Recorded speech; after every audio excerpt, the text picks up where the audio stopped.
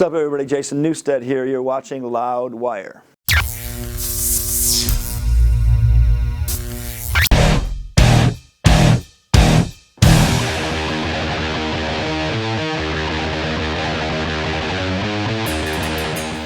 The EP idea came from, I read about, I think it was Down, the band Down, that released an EP just on iTunes to try to kind of feel their way into what was going to happen next, like to see the response of the fans and if it was worth investing in a full LP, to full marketing and all that in this world now that there's really many new avenues to try to get the music out there, and the old avenues are still there but not nearly as lucrative as they used to be or anything like that. My initial idea, and this thing really was for fun and for our own kind of labor of love type of project.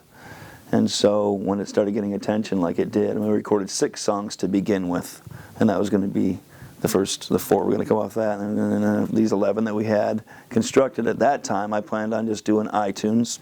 For all I knew, in October of last year, 2012, you put a few songs on iTunes. It's a single-based economy now.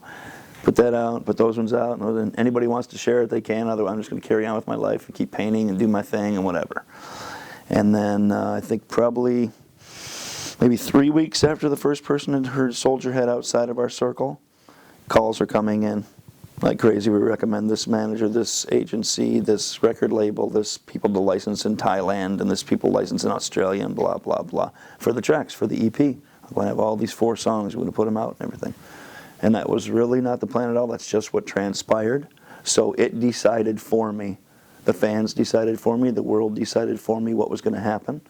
Once the EP hit the way it did and got received the way it did, the record company and the powers that be and the people that I trusted or took in my camp, a new part of the team, recommended that we go for full LP, line it up with proper tours, and do all the things like you do. Before we ever played, actually, I knew that was it. You know, it took about 10 minutes just hanging around.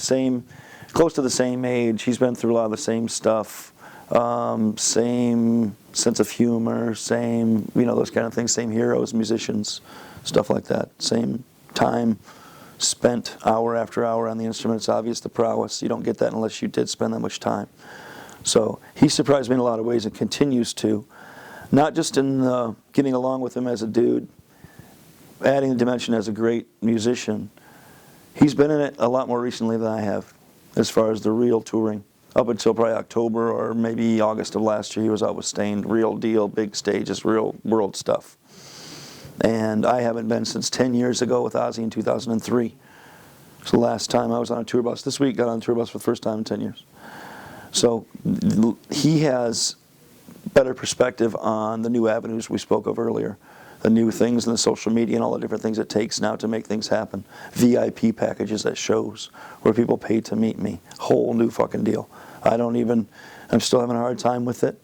I explain it to everyone that does get the VIP package after we do our pictures and signing and do the stuff that we do as part of the package.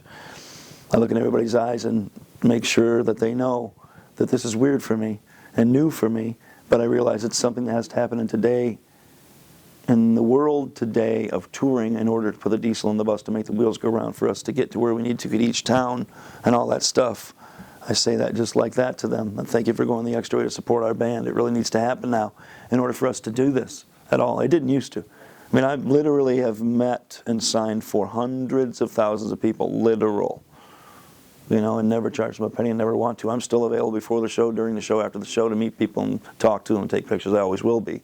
It's just that that's part of the deal now in this new world, for instance, that Mike was already used to and I was not. And he's saying, dude, it's okay.